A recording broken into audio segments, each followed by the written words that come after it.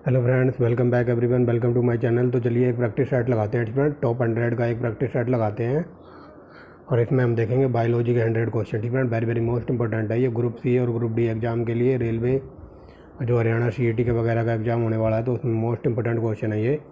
ठीक friend, top 100 के नाम से प्ले लिस्ट मिल जाएगी आपको। ठीक फ्रेंड, तो आप वहाँ जाके देख सकते हैं। टॉप 100 के नाम से प्ले लिस्ट बना रखी है, 13-14 वीडियो करा दिए मैंने।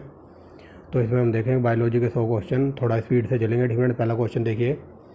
कैंसर का अध्ययन कहलाता है ऑन्कोलॉजी। शरीर की सबसे लंबी कोशिका ये तंत्रिका तंत्र है, दांत मुख्यतः बने होते हैं तो डेंटाइन से। ठीक है, वेरी वेरी मोस्ट इंपॉर्टेंट है ये क्वेश्चन। ठीक है, ग्रुप डी और ग्रुप सी के एग्जाम में ये सीधे फैक्ट के रूप में पूछ लेता है। ठीक है, कई बार ये क्वेश्चन ऐसे पूछा जाता है कि हमारे शरीर का सबसे मजबूत भाग कौन सा है, तो ये डेंटाइन है। ठीक है, आगे देखिए कि जंतु की आकृति चप्पल जैसी होती है तो ये पैरामीशियम। ठीक है, आगे देखिए केंचुए की आंखें एक भी नहीं होती, केंचुआ अंधा होता है। गाजर में विटामिन ए पाया जाता है। आगे देखिए 7वां क्वेश्चन कहता है किस पदार्थ में प्रोटीन नहीं होता, तो चावल में कोई प्रोटीन नहीं होता। ठीक है, ये ग्रुप सी और ग्रुप डी के एग्जाम में सीधे फैक्ट के रूप में क्वेश्चन बनते हैं।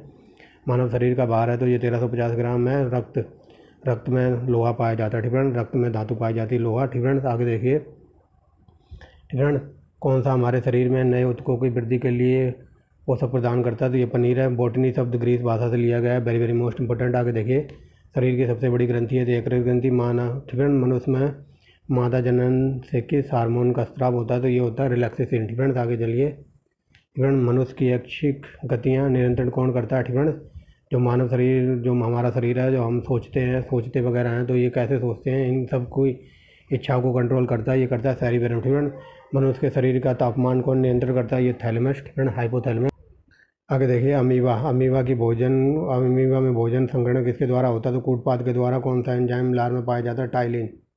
ये हजारों बार पूछा हुआ होगा। आगे देखिए वह प्रक्रिया जिसके द्वारा मनुष्य सांस ग्रहण करता है और छोड़ता है तो उसको कहते हैं श्वासोच्छ्वास। ठीक है, आगे देखिए ये एनसीईआरटी के क्वेश्चन है, वेरी वेरी मोस्ट इंपॉर्टेंट। आगे देखिए ऊर्जा उत्पादन के लिए कोशिका प्राय किसका उपयोग करती है, तो ये ग्लूकोज का, वेरी वेरी मोस्ट इंपॉर्टेंट। आगे देखिए किस क्रिया के द्वारा पौधे में ऑक्सीजन बाहरी वातावरण की कोशिकाओं से पहुंचता है, तो ये है विसरण। विसरण। आगे देखिए 21वां क्वेश्चन क्या कहता है, श्वसन की अभिक्रिया में खाद्य पदार्थ की परिणति क्या होती है, तो ये विघटन होता है। आगे देखिए खाद्य पदार्थों में पौधे का स्थानांतरण मुख्य रूप से होता है, तो ये सुक्रोज के रूप में। आगे देखिए मनुष्य शरीर में रक्तचाप पूछा जा रहा है, तो ये हमारी जो नाड़ी दर चलती है, तो ये जो ब्लड ग्रुप मापते हैं, तो ये 120/80 होता है। ठीक है, आगे देखिए मनुष्य शरीर में मस्तिष्क की सबसे भारी झिल्ली है, तो ये है ड्यूरामीटर। ठीक है, आगे देखिए मनुष्य को सूंघने की क्षमता को नियंत्रण करता है, ये होता है धारणेंद्रिय पाली। ठीक है, आगे चलिए। मनुष्य में वृद्धि और चतुराई का केंद्र है, तो ये सेरिबेरम है, जो मैंने पहले ही बता दिया है। ठीक है, ठीक है, हमारा शरीर क्या सोचता है, क्या कुछ करना है। ठीक है, जितना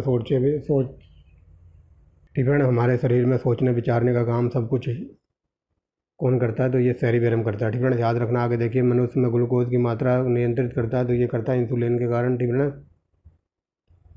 28वां देखिए ऑक्सीजन क्या है, ऑक्सीजन एक एंजाइम है। आगे देखिए गोबर छत्ता किसके अंतर्गत आता है, मृत जीवी के अंतर्गत। आगे देखिए वायुमंडल में CO2 मात्रा कितनी है, यानी ये पूछा जा रहा है वायुमंडल में कार्बन डाइऑक्साइड कितनी है, तो ये 0.003%। आगे देखिए छाया में पनपने वाले पौधों को कहते हैं, उसको कहते हैं सियोकाइट्स। फ्रेंड्स आगे देखिए मनुष्य में मुख्य श्वसन अंग है, तो ये फेफड़े के द्वारा हम सांस लेते हैं। आगे देखिए उच्च रक्तचाप में अवस्था क्या कहते हैं, तो इसको कहते हैं हाइपरटेंशन। ठीक है, इसी को एक सेकंड क्या हो गया ये। ठीक फ्रेंड्स, तो यहाँ थे ना, तो उच्च रक्तचाप मतलब आपका ब्लड प्रेशर बढ़ गया, तो कहते हैं ना भाई ज़्यादा हाइपर मत हो, नहीं तो ब्लड प्रेशर बढ़ जाना है। ठीक है, हाइपरटेंशन हो जानी है। आगे देखिए मछलियों में उत्सर्जित पदार्थ है, तो ये अमोनिया। ठीक है, आगे देखिए पौधों में आवश्यकता से अधिक जल किस प्रक्रिया द्वारा बाहर लेते हैं, तो ये होता है वाष्पोर्जन। आगे देखिए पौधों में गैसों के आदान प्रदान को कहते हैं रंध्र। आगे देखिए फेफड़े का आकार कैसा होता है, तो ये शंक्वाकार। ठीक है, फेफड़े का आकार होता है शंक्वाकार। आगे देखिए जन का पाचन किस प्रकार की अभिक्रिया है, तो ये उपचयन। ठीक है, आगे देखिए हार्मोन शब्द का नामकरण किसने दिया था, तो ये बेलिसस और स्टार्लिन ने। ठीक है, ये पूछा जा रहा है हार्मोन शब्द सबसे पहले किसने दिया था दुनिया को, तो ये था बेरसेल और स्टालिन। ठीक है, आगे देखिए पृथक्करण का नियम किसने दिया था, तो ये मेंडल ने दिया था। जीव विज्ञान शब्द सबसे पहले प्रयोग किया था, तो ये क्या था, लेमार्क और टेबेरियर ने। ठीक है, आगे देखिए जीव विज्ञान का जनक अरस्तु को माना जाता है। वनस्पति विज्ञान के जनक तो ये थियोफ्रेट्स थे, ठीक है ना। वनस्पति विज्ञान के जनक थियोफ्रेट्स को कहा जाता है। फाइकोलॉजी में शैवालों का अध्ययन किया जाता है। आगे देखिए, पर्यावरण के अध्ययन जीव विज्ञान की शाखा के अंतर्गत आता था। परिस्थिति, ठीक है।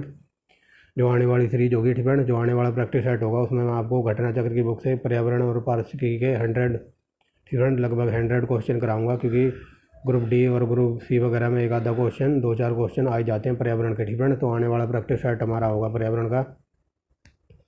डेंड्रोलॉजी का संबंध है झाड़ियों का अध्ययन, ठीक है, ये घास फूस का अध्ययन करते हैं तो उसको कहते हैं डेंड्रोलॉजी। पुष्पों का अध्ययन कहते हैं एंथ्रोलॉजी, ठीक है। इस पुष्प, ये पुष्पों का लिखा होना, तो एंथ्रो का मतलब होता है पुष्प, ठीक है, और अध्ययन का मतलब होता है लॉजी, समझ गए होंगे, ठीक है। पोमो, पोमो का मतलब होता है फल, और फलों का अध्ययन को कहते हैं पोमो, ठीक है, और लॉजी का मतलब होता है अध्ययन, ठीक है। फूलों के अध्ययन को पोमोलॉजी। साबूदाना किससे प्राप्त होता है, तो साइकस, साइकस नाम के वृक्ष से। आगे देखिए, विषाणु वृद्धि करता है जो जीवित कोशिकाओं को। आगे देखिए 51 नंबर देखिए, किसे वर्गीकृत का पिता कहा जाता है, लीनियस को। आगे देखिए, पौधों को नाम बताने वाला वैज्ञानिक था वर्गी, ठीक है। पौधों को नाम देने वाला वैज्ञानिक या पौधों को नाम बताने वाला वैज्ञानिक था कौन, तो ये थे वर्गी, ठीक है। आगे देखिए, पैडोलॉजी, पैडो का मतलब होता है मिट्टी, ठीक है, तो मिट्टी का पूछा जा रहा है। पैडोलॉजी में हम भूमि का अध्ययन करते हैं, ठीक है। आगे देखिए, एग्रोस्ट्रोलॉजी का अध्ययन कहलाता है, तो ये घासों का। आगे देखिए, स्पर्मोलॉजी, ठीक है, स्पर्म माने होता है बीज, तो बीजों का अध्ययन करता है स्पर्मोलॉजी, ठीक है। आगे देखिए, वनस्पति संवर्धन से संबंधित वैज्ञानिक की शाखा को कहते हैं हॉर्टिकल्चर। आगे देखिए, सबसे छोटा जीव है तो ये mycoplasma, very very most important. 58 number देखिए, एंटीबायोटिक्स अधिकांशतः पाए जाते हैं तो जीवाणुओं में। मानव की आंत में पाए जाने वाला विषाणु है तो ये है एसरसीरिया कोलाई, ठीक है। आगे देखिए 60 नंबर क्या कहता है, जो जीवाणु आकार में सबसे छोटे होते हैं तो उनको कहते हैं गोलाणु, ठीक है। आगे देखिए, जीवाणुओं की साधारण आकृति कैसी होती है, तो छड़ रूप की, ठीक है, छड़ रूप की होती है। आगे देखिए, जिन पौधों पर बीज बनते हैं तथा पुष्प नहीं लगते उनको कहते हैं अनावर्त जीवी, वेरी वेरी मोस्ट इंपॉर्टेंट। आगे देखिए, जीवाणु, ठीक है, जीवाणु की खोज ल्यूवेनहॉक ने की थी। द्वि नाम पद्धति तो ये लीनियस ने दी थी, वेरी वेरी मोस्ट इंपॉर्टेंट है, कई बार पूछा जाता है कि द्वि नाम पद्धति किसने दी थी, लीनियस ने। आगे देखिए, सर्वप्रथम जीवाणु की खोज किसने की थी, ठीक है, सर्वप्रथम विषाणु पूछा है यहाँ पर, विषाणु की खोज की थी लेवनवस्की ने, ठीक है, विषाणु की खोज की थी लेवनवस्की ने। आगे देखिए, चेचक की खोज थी, चेचक के टीका बनाया था एडवर्ड जेनर ने, वेरी वेरी मोस्ट इंपॉर्टेंट है। दूध से दही का जमना कहता है लैक्टोबैसिलस। टिक्का रोग मूंगफली का, very very most important. HIV, ठीक है ना, HIV से होने वाला रोग है तो ये है आतशक, ठीक है, और HIV विषाणु द्वारा होता है, याद रखना, कई बार पूछा है, ठीक है। आयोडीन से प्राप्त होता है लेमिनेरिया, ठीक है, लेमिनेरिया। आगे चलिए, लाल सागर का लाल रंग किसकी उपस्थिति के कारण होता है, शैवालों की उपस्थिति। आगे चलिए, कैल्प प्राप्त होता है समुद्री शैवालों से, ठीक है, कैल्प प्राप्त होता है समुद्री शैवालों से। आगे देखिए, शैवालों की कोशिका भित्ति किससे बनी होती है, सेल्यूलोज से, वेरी वेरी मोस्ट इंपॉर्टेंट, ठीक है। यहाँ पूछा जा रहा है पशुओं में होने वाला जो फुट एंड माउथ रोग है तो वो विषाणु के कारण होता है, कई बार पूछा है। आगे देखिए, खसरा रोग, ठीक है, किसके कारण होता है, तो विषाणु के कारण, ठीक है। जैसे मान लो आप खांस रहे होते हो ना, तो आपके मुंह से निकलता है विष, ठीक है, तो ऐसे खसरा रोग से होता है विषाणु से, ठीक है। सार्स क्या है, तो ये विषाणु जनित रोग है, ठीक है, सार्स भी विषाणु से होता है। आगे देखिए, कुत्ते के काटने से, ठीक है, कई बार ये SSC वगैरह में पूछ लेता कि उसमें सिनोनियम एंटोनियम्स में, ठीक है, या फिर वो क्या कहते हैं, वन वर्ड सब्स्टिट्यूशन में पूछा जाता है हाइड्रोफोबिया यानी कि पानी से डर लगना। जब ये रोग किसके कारण हो जाता है, जब कुत्ता काट लेता है, ठीक है, तो उसको होता है हाइड्रोफोबिया, ठीक है। वही बात लिखी, कुत्ते के काटने से विषाणु द्वारा घात रोग होता है तो उसको कहते हैं हाइड्रोफोबिया यानी कि पानी से डर लगता है, हाइड्रोफोबिया रोग है तो विषाणु से। आगे चलिए, मिर्गी की औषधि किस लाइकेन से प्राप्त होती है, तो ये होती है पल्मेरिया से, ठीक है। आगे देखिए, जापान के लोग किस लाइकेन को सब्जी के रूप में लेते हैं, तो ये है एंडोकार्पन, ठीक है। आगे देखिए, काली चट्टानों पर उगने वाले लाइकेन को कहते हैं सक्सिकोल। आगे देखिए, गोबर पर उगने वाले कवक कहलाते हैं तो ये कहलाते हैं क्रोपोफिलस, ठीक है। आगे देखिए, अगला क्वेश्चन कहता है वृक्षों की छालों पर उगने वाले कवक कहलाते हैं तो ये कहलाते हैं कोर्टिकोलस, ठीक है। आगे देखिए, सभी कवक सदैव होते हैं तो कैसे होते हैं, ये होते हैं विविध पोषी, ठीक है। आगे देखिए, 85 नंबर कवकों की कोशिका बनी होती है तो ये होती है काइटिन और हेमीसेल्यूलोज की। आगे देखिए, वनस्पति विज्ञान की वह शाखा जिसके अंतर्गत कवकों का अध्ययन किया जाता है उसको कहते हैं mycology, very very most important, ठीक है। ये सारे क्वेश्चन मैंने ग्रुप C और ग्रुप D के लिए बनाए हैं, ठीक है, ग्रुप C और ग्रुप D के लिए हैं, तो आप देख के समझ रहे होंगे कि सीधे क्वेश्चन फैक्ट के रूप में पूछे जाते हैं ग्रुप D वगैरह में, ठीक है। आगे देखिए, मूल संकर में विकसित होने वाली जड़ें कहलाती हैं। तो मसाला जड़ें आगे देखिए, मूल संकर के अतिरिक्त पौधों के किसी भाग से विकसित होने वाली जड़ें तो उसको कहते हैं अपस्थानिक मूल। ठीक है, आगे देखिए, बैक्टीरिया फैलाने वाला रोग है तो चेचक।